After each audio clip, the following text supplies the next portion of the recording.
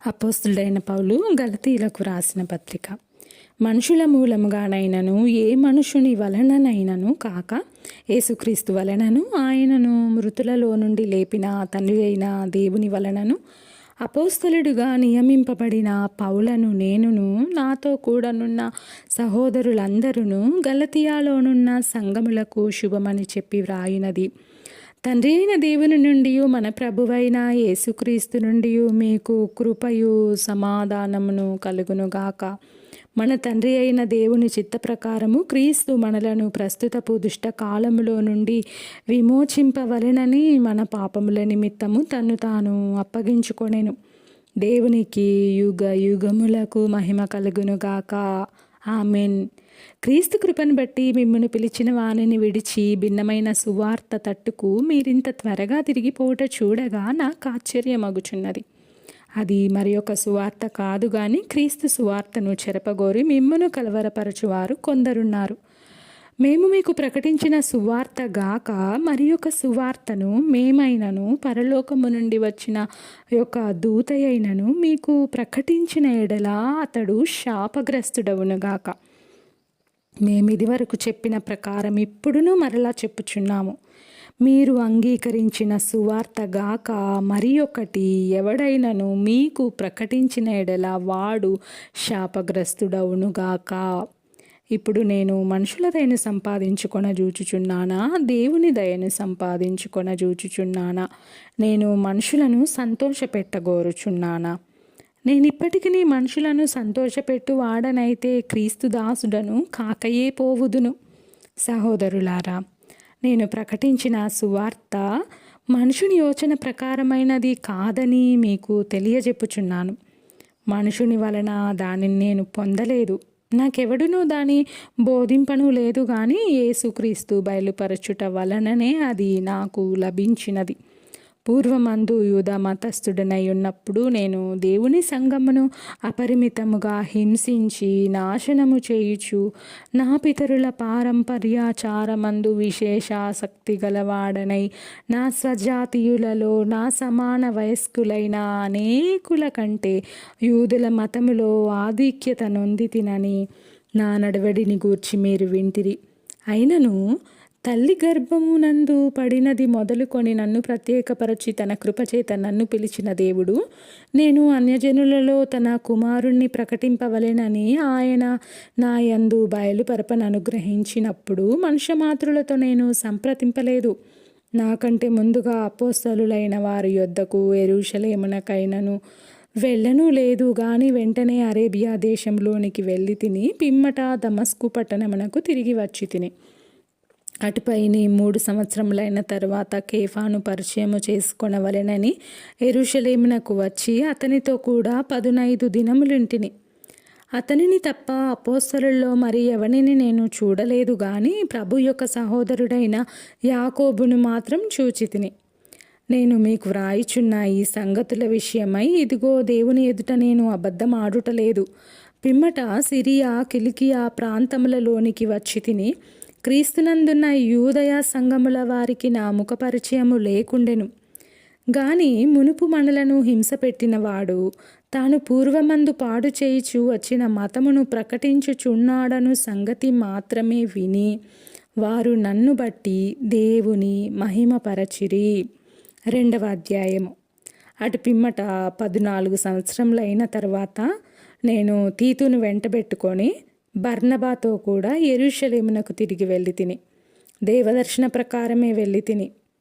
మరియు నా ప్రయాసము వ్యర్థమవునేమో లేక వ్యర్థమైపోయినదేమో అని నేను అన్యజనులలో ప్రకటించుచున్న సువార్తను వారికిని ప్రత్యేకముగా ఎన్నికైన వారికిని విశదపరచితిని. అయినను నాతో కూడనున్న తీతు గ్రీసు దేశస్థుడైనను అతడు సున్నతి పొందుటకు బలవంత పెట్టబడలేదు. మనలను దాసులుగా చేసుకొనవలెనని క్రీస్తు యేసు వలన మనకు కలిగిన మనస్వాతంత్రమును వేగుచూచుటకు రహస్యముగా తేబడి దొంగతనముగా ప్రవేశించిన కపట సహోదరుల వలన జరిగినది. సువార్త సత్యము మీ మధ్యన నిలుచున్నట్లు మేము వారికి ఒక్క గడియ అయినను లోబడుటకు ఒప్పుకొనలేదు. ఎన్నికైన వారుగా ఎంచబడిన వారి యొద్ద నేనేమియూ నేర్చుకొనలేదు. వారెంతటి వారైనను నాకు లక్ష్యం లేదు. దేవుడు నరుని వేషము చూడడు. ఆ ఎన్నికైన వారు నాకేమీ ఉపదేశింపలేదు.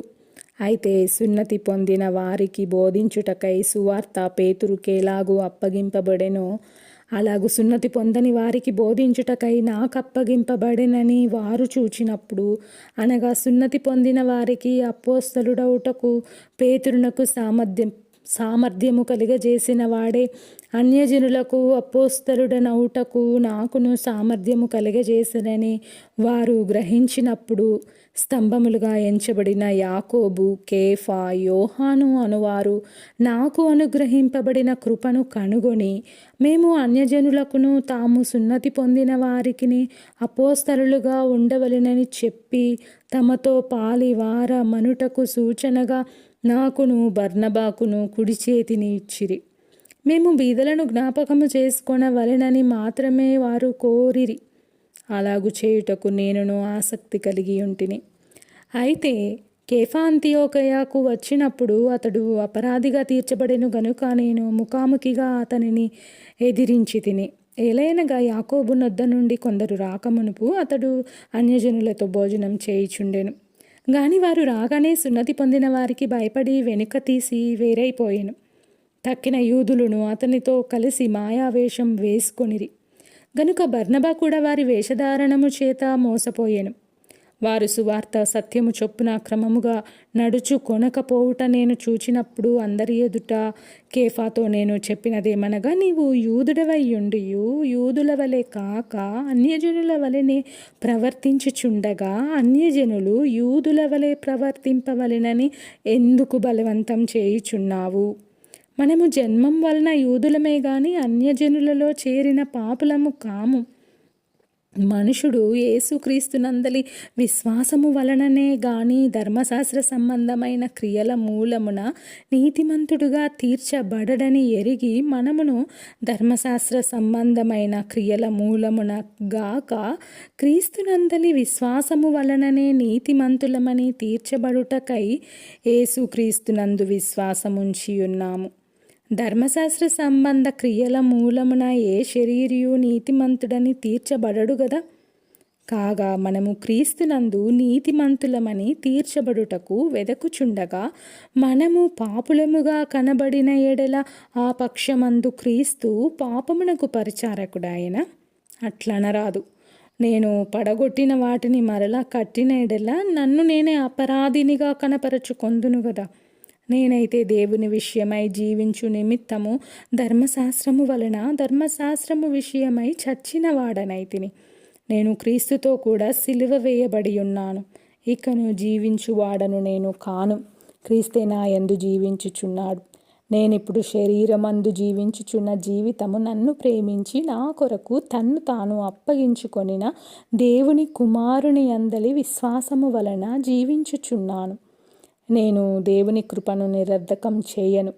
నీతి ధర్మశాస్త్రము వలననైతే ఆ పక్షమందు క్రీస్తు చనిపోయినది నిష్ప్రయోజనమే. 3వ అధ్యాయం. ఓ అవివేకులైన గలతీయులారా, మిమ్మును ఎవడు భ్రమ పెట్టెను? సిలువ వేయబడిన వాడైనట్టుగా యేసుక్రీస్తు మీ కన్నుల ఎదుట ప్రదర్శింపబడెను గదా. ఇది మాత్రమే మీ వలన తెలుసుకొనగోరుచున్నాను. ధర్మశాస్త్ర సంబంధ క్రియల వలన ఆత్మను పొందితిరా, లేక విశ్వాసముతో వినుట వలన పొందితిరా? మీరింత అవివేకులైతిరా. మొదట ఆత్మానుసారముగా ఆరంభించి ఇప్పుడు శరీరానుసారముగా పరిపూర్ణులగుదురా? వ్యర్థముగానే ఇన్ని కష్టములు అనుభవించితిరా? అది నిజముగా వ్యర్థమగునా? ఆత్మను మీకు అనుగ్రహించి మీలో అద్భుతములు చేయించువాడు ధర్మశాస్త్ర సంబంధ క్రియల వలననా, లేక విశ్వాసంతో వినుట వలననా చేయించుచున్నాడు? అబ్రహాము దేవుణ్ణి నమ్మెను, అది అతనికి నీతిగా ఎంచబడెను. కాబట్టి విశ్వాస సంబంధులే అబ్రహాము కుమారులని మీరు తెలుసుకొనుడి. దేవుడు విశ్వాసమూలముగా అన్యజనులను నీతిమంతులుగా తీర్చునని లేఖనము ముందుగా చూచి, నీ అందు అన్యజనులందరూ ఆశీర్వదింపబడుదురు అని అబ్రహామునకు సువార్తను ముందుగా ప్రకటించెను. కాబట్టి విశ్వాస సంబంధులే విశ్వాసము గల అబ్రహాముతో కూడా ఆశీర్వదింపబడుదురు. ధర్మశాస్త్రము విధించిన క్రియలకు సంబంధులందరూ శాపమునకు లోనయ్యున్నారు. ఎందుకనగా ధర్మశాస్త్ర గ్రంథమందు వ్రాయబడిన విధులన్నీ చేయుటయందు నిలకడగా ఉండని ప్రతివాడును శాపగ్రస్తుడు అని వ్రాయబడి ఉన్నది. ధర్మశాస్త్రము చేత ఎవడును దేవుని ఎదుట నీతిమంతుడని తీర్చబడను సంగతి స్పష్టమే. ఏలైనగా నీతిమంతుడు విశ్వాసమూలంగా జీవించును. ధర్మశాస్త్రము విశ్వాస సంబంధమైనది కాదు, కానీ దాని విధులను ఆచరించువాడు వాటి వలననే జీవించును. ఆత్మను గూర్చిన వాగ్దానము విశ్వాసము వలన మనకు లభించున్నట్లు అబ్రహాము పొందిన ఆశీర్వచనము క్రీస్తు యేసు ద్వారా అన్యజనులకు కలుగుటకై క్రీస్తు మన కోసము శాపమై మనలను ధర్మశాస్త్రం యొక్క శాపము నుండి విమోచించెను. ఇందును గూర్చి మ్రాను మీద వ్రేలాడిన ప్రతివాడును శాపగ్రస్తుడు అని వ్రాయబడి ఉన్నది. సహోదరులారా, మనుష్యరీతిగా మాటలాడుచున్నాను. మనుషుడు చేసిన ఒడంబడిక అయినను స్థిరపడిన తరువాత ఎవడును దాని కొట్టివేయడు, దానితో మరేమియూ కలుపడు. అబ్రహామునకును అతని సంతానమునకును వాగ్దానములు చేయబడెను. ఆయన అనేకులను గూర్చి అన్నట్టు సంతానములకును అని చెప్పక ఒకని గూర్చి అన్నట్టే నీ సంతానమునకును అనెను. ఆ సంతానము క్రీస్తు. నేను చెప్పునదేమనగా 430 సంవత్సరములైన తర్వాత వచ్చిన ధర్మశాస్త్రము వాగ్దానమును నిరర్ధకము చేయునంతగా పూర్వమందు దేవుని చేత స్థిరపరచబడిన నిబంధనను కొట్టివేయదు. ఆ స్వాస్థ్యము ధర్మశాస్త్ర మూలముగా కలిగిన ఎడల ఇక వాగ్దాన మూలముగా కలిగినది కాదు. అయితే దేవుడు అబ్రహామునకును వాగ్దానము వలననే దానిని అనుగ్రహించెను. అలాగైతే ధర్మశాస్త్రం ఎందుకు? ఎవనికి ఆ వాగ్దానము చేయబడేనో ఆ సంతానము వచ్చే వరకు అది అతిక్రమములను బట్టి దానికి తర్వాత ఇయ్యబడెను. అది మధ్యవర్తి చేత దేవదూతల ద్వారా నియమింపబడెను. మధ్యవర్తి ఒకనికి మధ్యవర్తి కాడు గాని దేవుడొక్కడే. ధర్మశాస్త్రము దేవుని వాగ్దానములకు విరోధమైనదా? అట్లనరాదు. జీవింపచేయ శక్తిగల ధర్మశాస్త్రము ఇయ్యబడి ఉన్న ఎడల వాస్తవముగా నీతి ధర్మశాస్త్ర మూలముగానే కలుగును గాని యేసుక్రీస్తునందలి విశ్వాస మూలముగా కలిగిన వాగ్దానము విశ్వసించు వారికి అనుగ్రహింపబడునట్లు లేఖనము అందరినీ పాపములో బంధించెను. విశ్వాసము వెల్లడి కాకమునుపు ఇక ముందుకు బయలుపరచబడబోవు విశ్వాసం అవలంబింపవలసిన వారముగా చెరలో ఉంచబడినట్టు మనము ధర్మశాస్త్రమునకు లోనైన వారమైతిమి. కాబట్టి మనము విశ్వాసమూలమున నీతిమంతులమని తీర్చబడినట్లు క్రీస్తునొద్దకు మనలను నడిపించుటకు ధర్మశాస్త్రము మనకు బాలశిక్షకుడాయెను.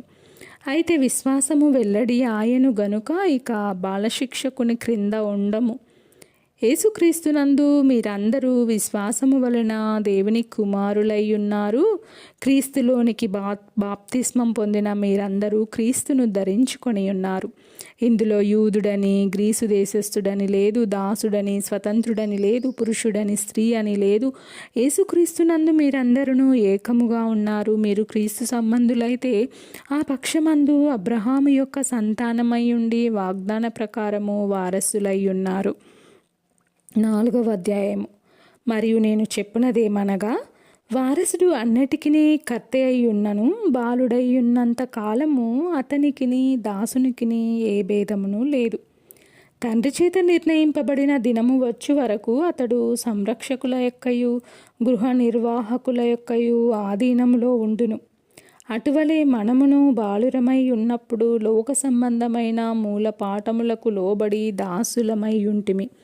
అయితే కాలము పరిపూర్ణమైనప్పుడు దేవుడు తన కుమారుని పంపెను. ఆయన స్త్రీ అందు పుట్టి మనము దత్తపుత్రులము కావలెనని ధర్మశాస్త్రమునకు లోబడి ఉన్న వారిని విమోచించుటకై ధర్మశాస్త్రమునకు లోబడిన వాడాయను. మరియు మీరు కుమారులయ్యున్నందున నాయన తండ్రి అని మొరపెట్టు తన కుమారుని ఆత్మను దేవుడు మన హృదయములలోనికి పంపెను. కాబట్టి నీవిక దాసుడవు కావు, కుమారుడవే. కుమారుడవైతే దేవుని ద్వారా వారసుడవు.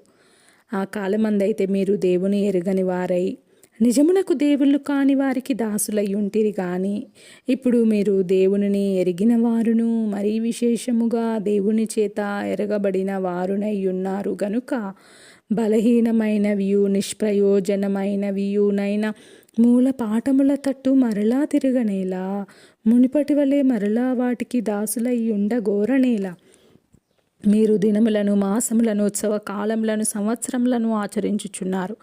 మీ విషయమై నేను పడిన కష్టము వ్యర్థమైపోవునేమో అని మిమ్మును గూర్చి భయపడుచున్నాను. సహోదరులారా, నేను మీ వంటి వాడనైతిని గనుక మీరును నా వంటి వారు కావాలనని మిమ్మును వేడుకొనుచున్నాను. మీరు నాకు అన్యాయం చేయలేదు. మొదటిసారి శరీర దౌర్బల్యము కలిగినను నేను సువార్త మీకు ప్రకటించి తినని మీరెరుగుదురు. అప్పుడు నా శరీరంలో మీకు శోధనగా ఉండిన దానిని బట్టి నన్ను మీరు తృణీకరింపలేదు, నిరాకరింపనైనను లేదు. గాని దేవుని దూతను వలెను క్రీస్తు యేసును వలెను నన్ను అంగీకరించితిరి. మీరు చెప్పుకొనిన ధన్యత ఏమైనది? శక్యమైతే మీ కన్నులు ఊడబీకి నాకిచ్చివేసియుందురని మీ పక్షమున సాక్ష్యం పలుకుచున్నాను. నేను మీతో నిజమాడినందున మీకు శత్రువునైతినా? వారు మీ మేలు కోరి మిమ్మను ఆసక్తితో వెంటాడువారు కారు. మీరే తమ్మును వెంటాడవలనని మిమ్మును బయటికి త్రోసివేయగోరుచున్నారు. నేను మీ వద్ద ఉన్నప్పుడు మాత్రమే గాక ఎల్లప్పుడూ మంచి విషయంలో ఆసక్తిగా ఉండుట యుక్తమే. నా పిల్లలారా, క్రీస్తు స్వరూపము మీ అందేర్పడు వరకు మీ విషయమై మరలా నాకు ప్రసవ వేదన కలుగుచున్నది. మిమ్మల్ని గూర్చి ఎటుతో చక్కయున్నాను. నేనిప్పుడే మీ మధ్యకు వచ్చి మరి ఒక విధంగా మీతో మాట్లాడగోరుచున్నాను. ధర్మశాస్త్రమునకు లోబడి ఉండగోరు వారలారా, మీరు ధర్మశాస్త్రం వినుటలేదా? నాతో చెప్పుడి. దాసి వలన ఒకడును స్వతంత్రురాలి వలన ఒకడును 2 కుమారులు అబ్రహామునకు కలిగిరని వ్రాయబడి ఉన్నది గదా. అయినను దాసి వలన పుట్టినవాడు శరీర ప్రకారం పుట్టెను, స్వతంత్రురాలి వలన పుట్టినవాడు వాగ్దానమును బట్టి పుట్టెను. ఈ సంగతులు అలంకార రూపకముగా చెప్పబడి ఉన్నవి. ఈ స్త్రీలు 2 నిబంధనలై ఉన్నారు. వాటిలో ఒకటి సీనాయి కొండ సంబంధమైనదై దాస్యంలో ఉండుటకు పిల్లలు కనును. ఇది హాగరు. ఈ హాగరు అనునది అరేబియా దేశంలో ఉన్న సీనాయి కొండయే. ప్రస్తుతం అందున్న యెరూషలేము దాని పిల్లలతో కూడా దాస్యమందున్నది గనుక ఆ నిబంధన దానికి దీటయ్యున్నది. అయితే పైనున్న యెరూషలేము స్వతంత్రముగా ఉన్నది. అది మనకు తల్లి. ఇందుకు కనని గొడ్రాల సంతోషించుము, ప్రసవ వేదన పడని దాన బిగ్గరగా కేకలు వేయుము. ఏలైనగా పెనిమిటి గల దాని పిల్లల కంటే పెనిమిటి లేని దాని పిల్లలు ఎక్కువ మంది ఉన్నారు అని వ్రాయబడి ఉన్నది. సహోదరులారా, మనమును ఇసాకు వలె వాగ్దానమును బట్టి పుట్టిన కుమారులమై ఉన్నాము. అప్పుడు శరీరమును బట్టి పుట్టినవాడు ఆత్మను బట్టి పుట్టిన వానిని ఎలాగు హింస పెట్టెనో ఇప్పుడును అలాగే జరుగుచున్నది.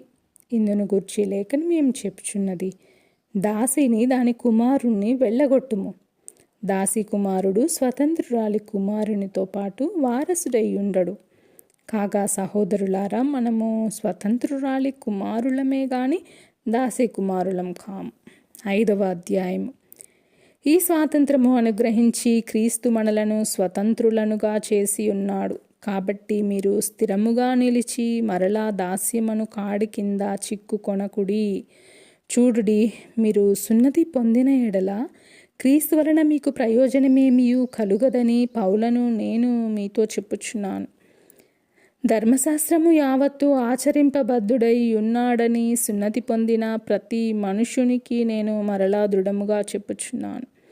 మీలో ధర్మశాస్త్రము వలన నీతిమంతులని తీర్చబడు వారెవరో వారు క్రీస్తులో నుండి బొత్తిగా వేరు చేయబడి ఉన్నారు, కృపలో నుండి తొలగిపోయి ఉన్నారు. ఏలయనగా మనము విశ్వాసము గలవారమై నీతి కలుగునను నిరీక్షణ సఫలమగునని ఆత్మ ద్వారా ఎదురు చూచుచున్నాము.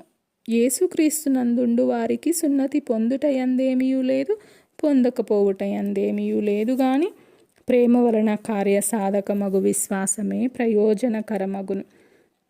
మీరు బాగా పరిగెత్తుచుంటిరి. సత్యమునకు విధేయులు కాకుండా మిమ్మును ఎవడు అడ్డగించెను? ఈ ప్రేరేపణ మిమ్మును పిలుచుచున్న వాని వలన కలుగలేదు. పులిసిన పిండి కొంచెమైనను ముద్ద అంతయు పులియజేయును. మీరెంత మాత్రమును వేరుగా ఆలోచింపరని ప్రభువునందు మిమ్మును గూర్చి నేను రూఢిగా నమ్ముకొనుచున్నాను. మిమ్మును కలవరపెట్టుచున్నవాడు ఎవడైనను వాడు తగిన శిక్షను భరించును. సహోదరులారా, సున్నతి పొందవలెనని నేనింకను ప్రకటించుచున్న ఎడల ఇప్పటికి హింసింపబడనేలా. ఆ పక్షమున శిలువ విషయమైన అభ్యంతరము తీసివేయబడును గదా. మిమ్మును కలవరపెట్టువారు తమ్మును తాము ఛేదించుకొనుట మేలు. సహోదరులారా, మీరు స్వతంత్రులుగా ఉండుటకు పిలువబడితిరి. అయితే ఒక మాట, ఆ స్వాతంత్రమును శారీర క్రియలకు హేతువు చేసుకొనక ప్రేమ కలిగిన వారై ఒకనినొకడు దాసులయ్యుండుడి. ధర్మశాస్త్రమంతయు నిన్ను వలె నీ పొరుగువానిని ప్రేమించుము అను ఒక్క మాటలో సంపూర్ణమయ్యున్నది. అయితే మీరు ఒకనినొకడు కరచుకొని భక్షించిన ఎడల మీరు ఒకని వలన ఒకడు బొత్తిగా నశించిపోదురేమో చూచుకొనుడి. నేను చెప్పునదేమనగా, ఆత్మానుసారముగా నడుచుకొనుడి, అప్పుడు మీరు శరీరేచ్ఛను నెరవేర్చరు. శరీరము ఆత్మకును, ఆత్మ శరీరమునకును విరోధముగా అపేక్షించును. ఇవి ఒకదానికొకటి వ్యతిరేకముగా ఉన్నవి గనుక మీరేవి నిశ్చయింతురో వాటిని చేయకుందురు. మీరు ఆత్మచేత నడిపింపబడిన ఎడల ధర్మశాస్త్రమునకు లోనైన వారు కారు. శరీర కార్యములు స్పష్టమయ్యున్నవి. అవేవనగా జారత్వము, అపవిత్రత, కాముకత్వము, విగ్రహారాధన, అభిచారము, ద్వేషములు, కలహములు, మత్సరములు, క్రోధములు, కక్షలు, భేదములు, విమతములు, అసూయలు, మత్తతలు, అల్లరితో కూడిన ఆటపాటలు మొదలైనవి. వీటిని గూర్చి నేను మునుపు చెప్పిన ప్రకారము ఇట్టి వాటిని చేయువారు దేవుని రాజ్యమును స్వతంత్రించుకొనరని మీతో స్పష్టముగా చెప్పుచున్నాను. అయితే ఆత్మఫలమేమనగా ప్రేమ, సంతోషము, సమాధానము, దీర్ఘశాంతము, దయాళుత్వము, మంచితనము, విశ్వాసము, సాత్వికము, ఆశానిగ్రహము. ఇట్టి వాటికి విరోధమైన నియమమేదియూ లేదు. క్రీస్తు యేసు సంబంధులు శరీరమును దాని ఇచ్చలతోనూ దురాశలతోనూ సిలువ వేసి ఉన్నారు. మనము ఆత్మననుసరించి జీవించు వారమైతిమా? ఆత్మననుసరించి క్రమముగా నడుచుకొందము.